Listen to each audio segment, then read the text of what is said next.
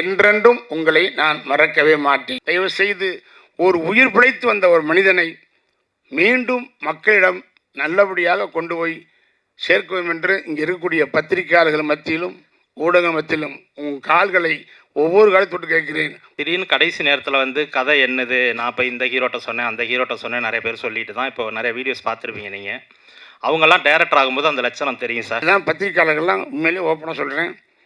அது சில எதிலுமே நிறைய குறைகள் இருக்கும், இல்லாமல் இருக்காது, எதுவும் பண்ண முடியாது. மேலும் இருக்கும், மேடும் இருக்கும், பள்ளம் இருக்கும், துன்பம் இருக்கும், இன்பம் இருக்கும், கஷ்டம் இருக்கும், நஷ்டம் இருக்கும், அதெல்லாம் இருக்கும்.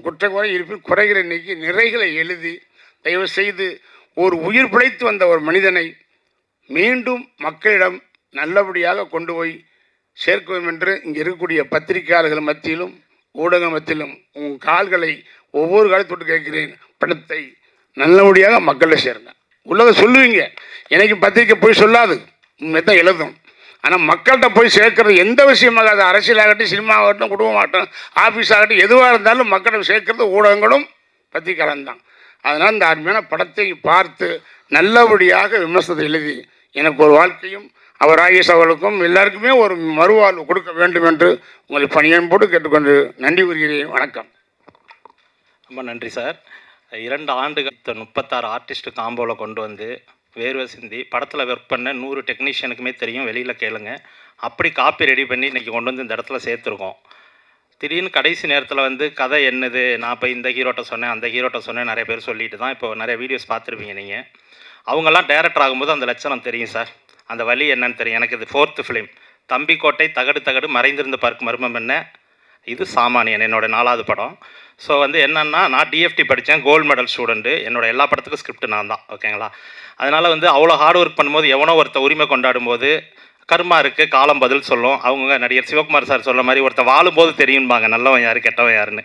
அதனால் எதுக்கும் எக்ஸ்ப்ளனேஷன் தேவையில்லை, படம் பேசும் சார். வாழ்த்துக்கள் அனைவருக்கும். பார்த்துட்டு சொல்லுங்கள், ஏதாவது கேள்விகள் இருந்தால் சொல்லுங்கள் சார், தன்மையோட பதில் சொல்கிறோம் ப்ளீஸ். இன்னொன்று சொல்ல மறந்துட்டேன் சார். அதாவது என்னென்னா, டைரக்டர், கதாசிரியர், ப்ரொடியூசர் கதை சொன்னது ஓகே. பட் ஒன் திங் என்னென்னா, இன்றைக்கி கதை வேற ஒருத்தன்னு சொல்லி பேசுகிறேன். நான் ஓப்பனாக சொல்லேன், என்கிட்ட சொன்ன கதை அதுதான். ஆனால் கேரக்டரேஷன்லாம் நான் மாற்றிட்டேன். இல்லையா சார்? இவங்க ஒரு ரூட்டில் போனாங்க, அந்த ரூட்டு வேணாம். பிகாஸ் நான் எக்ஸ்-எம்பி, பார்லிமெண்ட்டில் வந்தவன். நான் மக்களுக்கு நல்ல கருத்தை சொன்னால் தான் அந்த எம்பியை உட்காந்து கிடையாதுன்னு சொல்லி அந்த மேட்ரு வேணால் அது செல்ஃபிஷ் ஆகிடும் சொல்லி அந்த கண்டென்ட் இவங்க சொன்ன கண்டென்ட் ரூட்டை மாற்றி சொன்னது நானும். சாரும் பண்ணாங்க, ஓகே. இன்னொன்று, கடனால் பிரச்சனைனா டெய்லியும் பேப்பர் பார்க்குறோமே, பேங்க் டார்ச்சரில் இந்த மாதிரி பண்ணி பார்க்குறோம்ல, அது கதை சொல்ல முடியுமா? ஏன் இன்றைக்கி நான் நடனா நாட்டிய தேட்டர் 3 தேட்டர் வாங்கினேன். நான் அட்வான்ஸாக 22 ஃபேஸ் போட்டுருந்தேன், என் கேட்டாங்க போட்டேன். பட் என்ன அப்படின்னா அவங்க பிடிக்கிட்டாங்க. அதுக்கு ஏன் கதை சொல்ல முடியுமா?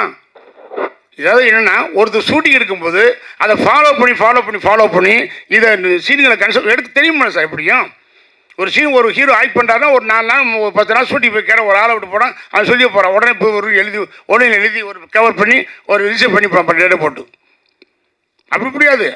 ஏன்னா சொல்கிறேன், இவர் கதை இன்னொருத்தர் சொல்கிறாருன்னு சொன்னால் இவங்க வந்த கேரக்டரேஷன் ரூட்டு அந்த கதை தான். ஆனால் அதை மாற்றி வேற ஒரு ரூட்டில் போனது அதை ஒரு டைரக்ட் பிரபா பண்ணுறது. அண்ணா, அதாவதுண்ணா, இங்கே எல்லாருக்குமே ஒரு லோன் இருக்கும்ண்ணா. கை தூக்க சொன்னால் ஏதோ ஒரு விதத்தில் தூக்கும். யாராவது கடன் இல்லாதவங்கள கை தூக்க சொன்னால் 1-2 பேர் தூக்குவோம், அவ்வளோதான். நான் எல்லாருக்குள்ளேயும் இருக்கிற வாழ்க்கையில் இருக்க ஒரு சின்ன லைன் தான் இது. பொதுவான விஷயத்துக்கு தனிப்பட்ட முறையில் எவனும் உரிமை கொண்டாடக்கூடாதுங்கிறது தான் எங்களுடைய எழுத்தாளர் சங்கமும் தயாரிப்பாளர் சங்கமும் எங்களது இயக்குனர் சங்கமும் அதை தான் சொல்லி இன்றைக்கி இது பண்ணியிருக்கு, லெட்டர் கொடுத்துருக்கு. சங்கத்துக்கு நம்ம கட்டுப்படணும். பாலியல் வன்கொடுமை, குழந்தை இதுன்னு சொல்லி இது பண்ணுறது, பொது விஷயங்கள் இருக்குல்ல நாட்டில், இராணுவத்தை பற்றி எடுக்கிறது, அரசியலை பற்றி எடுக்கிறது, கடனை பற்றி எடுக்கிறது, இதெல்லாம் பொதுவான விஷயங்கள். இதுக்கெல்லாம் யாரும் உரிமை கொண்டாட முடியாது. எல்லார் வாழ்க்கையிலுமே கனெக்ட் ஆகிற ஒரு விஷயம். அதை எவ்வளோ பெஸ்ட்டாக ஸ்க்ரீன் ப்ளே பண்ணி, டயலாக் பண்ணி, டைரக்ட் பண்ணி உங்களுக்கு கனெக்ட் ஆகி கண்கலங்க வைக்கிறோமோ அதுதான் that is the captain of the ship. So என்ன சொல்ல வரோம் அப்படின்னா, எல்லார் வாழ்க்கையிலையும் உள்ள கதை, இதுக்கு யாரும் உரிமை கொண்டாட முடியாது. நான் அது சம்மந்தப்பட்டு கேஸ் போட்டவங்களுக்கு சொல்கிறேன். அதனால் அதெல்லாம் ஃபேஸ் பண்ணுறதுக்கு நாங்கள் ரெடியாக தான் இருக்கோம். எனிவே ரொம்ப நன்றி. ஒரு நல்ல படைப்பை உங்கள் முன்னாடி கொடுத்துருக்கோம். ப்ளீஸ். ஓகே, நன்றி. ஏன்னா நான் அந்த ராமராஜன் மீண்டும் அந்த திரையில் நீங்கள் பார்க்குறீங்க, அது ஓகே. ஆனால் இந்த ஒரு நல்ல வாய்ப்பு, நான் என்னைய டைரக்டர் ஆக்கினது யார், ஹீரோ ஆக்கினது யார், எல்லாம் மெட்ராஸ் விட்டது நான் எந்த தேட்டரில் வேலை செஞ்சோனோ அந்த முதலாளியும் உள்ளே விட்டார். யாரையுமே மறக்க மாட்டேன். திருப்பி கம்பேக்ன்ற பேரில் 45வது படம் அமைத்து கொடுத்த அருமைக்குரிய எனது தயாரிப்பாளர் மதியன் அவர்களுக்கும், அன்புக்குரிய பாலா சதீஷ் அவர்களுக்கும், கதாசிரியர் கார்த்திக் அவர்களுக்கும், படத்தை அருமையாக இயக்கிய அண்ணன் ராகேஷ் அவர்களுக்கும், ஒத்துழைப்பு தந்த தம்பி லியோ சிவா அவர்களுக்கும், அவர் இந்த படத்துக்கு மிகவும் கஷ்டப்பட்டிருக்காரு. எல்லோருக்கும் நான் நன்றி தெரிவிக்கிறேன். என்றென்றும் உங்களை நான் மறக்கவே மாட்டேன். நன்றி, வணக்கம்.